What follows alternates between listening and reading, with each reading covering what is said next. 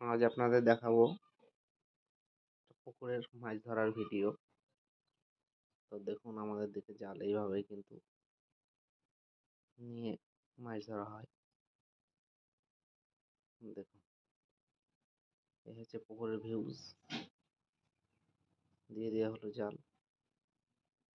দেখা যাক, দেখতেই পাচ্ছেন ভিডিওতে কতটা মাছ পড়েছে।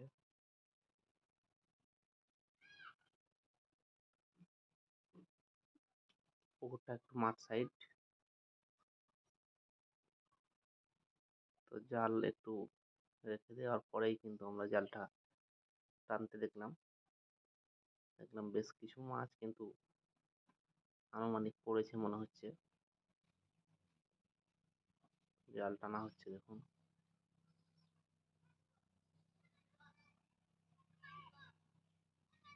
কিছুদিন আগে পুকুরটায় মাছ ছাড়া হয়েছিল, কতটা পরিমাণ মাছ হয়েছে সেটাই টেস্ট করার জন্য জাল টানা হচ্ছে। তো মাছগুলো বেশ বড় হয়েছে মনে হচ্ছে।